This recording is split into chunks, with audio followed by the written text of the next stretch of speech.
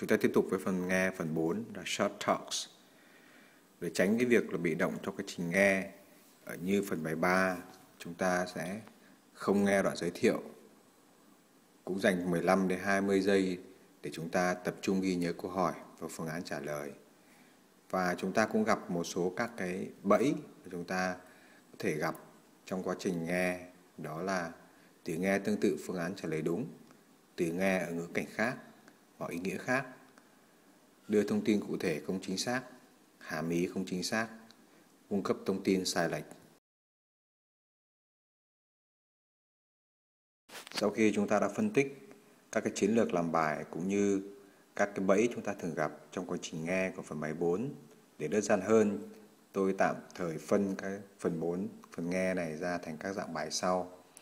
Thứ nhất là sequence, thứ hai là audience và situation, từ topic, thứ năm là request. Chúng ta xác định nó là identifying the audience nếu xuất hiện một trong các từ sau: who, directed to, talking to. Number 2. All of you need to be aware of our return policy. Please don't accept any returns from customers without a dated receipt. Also, make sure all returned items are in good condition before accepting them. Check the items carefully, as we have had problems in the past with customers returning damaged goods. Remember, we issue store credit, not cash, for returns. If you receive complaints about this, please let me know. Với câu hỏi minh họa thứ nhất cho phần identify the audience, chúng ta sẽ nghe thấy là who is the speaker talking to, và có từ talking to, do đó chúng ta xác định đây là dạng identifying the audience. Và nghe đoạn hội thoại, chúng ta sẽ để ý cái phần tô ghi đỏ và don't accept and return from the customer without a date receipt. Và đoạn thứ hai đó là check the items carefully as we have a problem in the past with the customer returning the damaged good. Và với hai cái đoạn đó, chúng ta sẽ chọn phương án trả lời A là phương án đúng. The store employees. Câu B sai do là customer, có incorrect inference. Do có nhắc lại từ customer, nhưng mà chủ yếu là đánh lạc người nghe. Từ thứ hai C là sai do là out of the context, không nhắc tới là police officer trong bài. Bank tellers, sai incorrect inference, nó nhắc tới một từ cash hoặc credit, có thể nghĩ đến là bank teller, nhưng mà dùng để đánh lạc người nghe. Đó phương án A là store employees là phương án trả lời cuối cùng. Number 3. You have reached Dr. Galbraith's office. If this is an emergency, please hang up and call an ambulance. If you would like to make an appointment or ask for medical advice, please call back during our regular office hours. We are open from 10 to 6 Monday through Friday and from 9 to 12 on the first Saturday of each month. You need to make an appointment because we don't accept walk-ins. Thank you. Với ví dụ minh họa thứ hai cho phần audience là who is this message for. Chúng ta sẽ nghe cái đoạn là bắt đầu với từ if you would like to make appointment or ask for the medical advice. Và do đó chúng ta sẽ chọn phương án B là patient là phương án trả lời đúng. Phương án A là ambulance drivers là sai do incorrect inference. Có nhắc tới từ ambulance để chúng ta có thể là tưởng tượng đó là cho trường hợp là emergency hoặc là bệnh viện, nhưng tuy nhiên thì dễ đánh lạc hướng người nghe. Phương án D là medical advisor, sai là incorrect detail. Phương án D là office workers, out of the context, không thấy nhắc tới trong bài.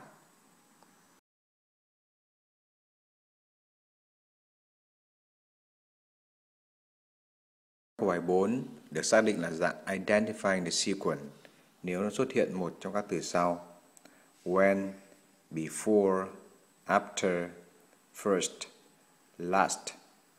Chúng ta lưu ý rằng mục đích của câu hỏi là hỏi trật tự của hành động, ý muốn nó hành động nào được diễn ra trước, và hành động nào diễn ra sau. Vì vậy, để trả lời cho câu hỏi dạng này, cần chú ý trong đoạn hội thoại phải tìm được mốc thời gian. Và từ mốc thời gian này, chúng ta có thể xác định được hành động nào đã diễn ra trước và hành động nào đã diễn ra sau. Number 2. Welcome to Philharmonic Hall. We are pleased to present Ms. Sue Kim playing a violin concerto. The concert this evening will be preceded by a brief talk by Professor Robert Simon on the history of the violin. Mr. Simon has lectured on the violin all around the world. Following the performance, we will all go to the lobby to enjoy refreshments. Now, here is our director who will introduce Professor Simon. Với câu hỏi đầu tiên minh họa cho phần Identifying the sequence. Chúng ta để ý là what will happen after the concert. Thông tin chính đây là after the concert. Và từ after này, chúng ta nghe đoạn đối thoại, chúng ta sẽ thấy là following the performance, we all go to the lobby to enjoy the refreshment. Và từ cái đoạn mà tôi đã gạch dấu đỏ cho mọi người, chúng ta sẽ xác định được câu hỏi A refreshment will be served là phương án trả lời đúng. Phương án B là Professor will give a talk là incorrect inference. Có nhắc tới nhưng làm đánh lừa và làm sao lãng người nghe. Câu C là incorrect inference cũng sai do nhắc tới từ our director nhưng cũng để làm sao lãng người nghe. Phương án D là people will discuss their hobbies, đó là out of the context. Number 3. When entering the building, please sign in at the desk and get a visitor's pass. Do not lose this pass. You will need to wear it at all times when you are in the building. Then, wait for an escort to accompany you to your destination. You must also be escorted back to the reception desk. Please don't forget to sign out and return your pass when leaving. Thank you for your cooperation. Với ví dụ minh họa thứ hai, cho phần Identifying the sequence, what should you do when entering the building? Cái keyword của chúng ta, tức là thông tin chính chúng ta phải ghi nhớ là entering the building. Và do đó nghe đoạn hội thoại chúng ta sẽ bắt được từ nào bắt đầu có từ keyword của chúng ta, đó là when entering the building. Please sign at the desk and get a visitor pass. Và do đó chúng ta sẽ chọn phương án B là get a pass là phương án trả lời đúng. Phương án A, read the sign in correct detail bởi vì please don't forget to sign out. Phương án A là trả lời sai. Phương án C là incorrect inference. Phương án D sai là similar sound. Và đồng thời có nhắc từ accompany, dễ nghe sang từ company. Và A, C, D loại chúng ta có phương án B là phương án trả lời đúng.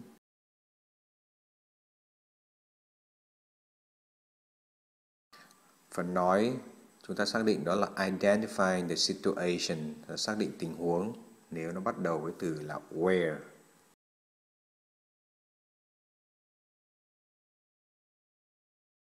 Number 2. Good morning, passengers. This is the Green Line train to the airport. Please remember that the specially marked seats next to the doors are reserved for physically challenged passengers.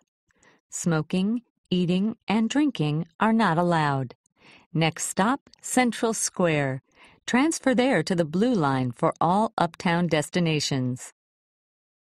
Ví dụ minh họa thứ nhất cho phần là identifying the situation, where this announcement being made. Chúng ta sẽ nghe trong đoạn hội thoại bắt đầu với từ là Green Line Train. Đoạn thứ hai là next stop, Center Square. Transfer there to the Blue Line for all uptown destination. Và kết hợp hai cái đoạn mà chúng ta nghe được như vậy, chúng ta sẽ chọn phương án A là on subway. Phương án B là at the airport. Sai rồi là out the context, không nhắc tới. Phương án C là on the bus. Có nhắc tới một từ là số từ như next stop. Chúng ta sẽ dễ nghe nhầm và đánh lạc hướng. Phương án D là in the taxi. Đó là out the context, không tính nhắc tới trong bài.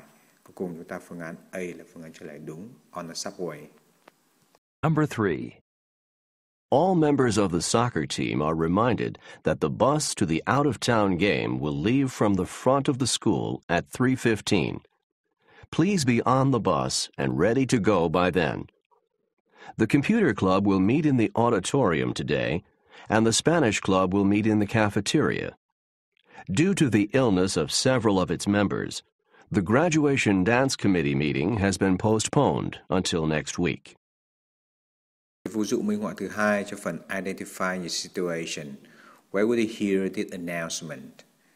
Thì chúng ta sẽ nghe phương án trả lời đó. At a bus station, at a school, at a nightclub, and a soccer stadium.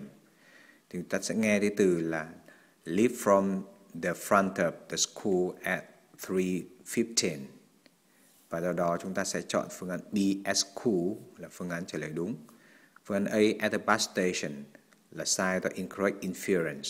Nhắc từ bus nhưng mà để dễ đánh lừa, đánh lạc hướng người nghe. Cô phương án C là at the nightclub là không đúng bởi vì out of the context, không thể nhắc tới trong bài. Phương án D là at the soccer stadium. Có nhắc từ tới soccer team nhưng để đánh lạc hướng người nghe. Và cuối cùng phương án B at the school, phương án trả lời đúng.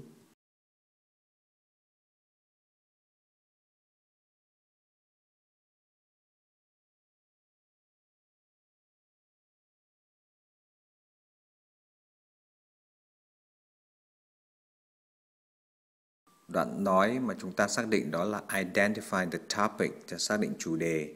Nếu xuất hiện một trong các cái từ sau: the topic, the purpose, about, talk about, discussion, the kind. Number 2. Thank you all for taking the time to attend this meeting. I'd like to keep it brief, so let me get straight to the point. Staff members have been making unauthorized charges to the office expense account for things like lunches and taxi rides that are not related to your jobs. As a result of this, in the future, all charges to the office expense account must be approved by me ahead of time. Ví dụ minh họa thứ nhất cho phần Identify the topic. What is the topic of the meeting? Chúng ta cái phương án A, the office expenses. B là going out for lunch. C là riding taxis. Và D là change in the office. Chúng ta sẽ nghe thấy một số các cái từ, một cái đoạn mà tôi đánh dấu là to attend this meeting. Và thứ hai là staff members have been making unauthorized change to the office. Và đoạn nữa là change to the office expenses account must be approved by me ahead of time. Và kết hợp các cái đoạn chúng ta nghe được, chúng ta sẽ trả lời phương án A là office expenses. Phương án B là going out for lunch. Sai do incorrect inference. Nhắc tới từ lunch nhưng làm sao lãng người nghe. Phương án C riding a taxis. Tương tự phương án B. Phương án D change in the office. Similar sounds bởi vì nghe từ changes sẽ nghe nhầm sang từ charge. Number 3. All schools will be closed today because of last night's snowstorm. The streets are still icy and dangerous for cars and buses. It is possible that schools will remain closed for several days, as it could take some time to get all the streets clean and safe for travel. Listen to the evening news to find out tomorrow's school schedule. Về ví dụ minh họa thứ hai cho phần Identify the topics. What is the purpose of this announcement? Chúng ta sẽ nghe thấy trong đoạn đối thoại có từ là all school will be closed today because of last night's snowstorm. Và đoạn nữa là it is possible that school will remain closed for several days. Và do đó kết hợp hai cái đoạn chúng ta nghe được, chúng ta sẽ chọn phương án C to announce that school are closed là phương án trả lời đúng. Phương án A, B sai do có nhắc tới một số từ snowstorm, dangerous for the car and the buses. Nhưng đây không phải mục đích chính mà chỉ để giải thích cho việc là trường học sẽ bị đóng cửa. All school will be closed. Phương án D sai do không liên quan đến câu hỏi hay là out of the context. Cuối cùng chúng ta có phương án C là phương án trả lời đúng.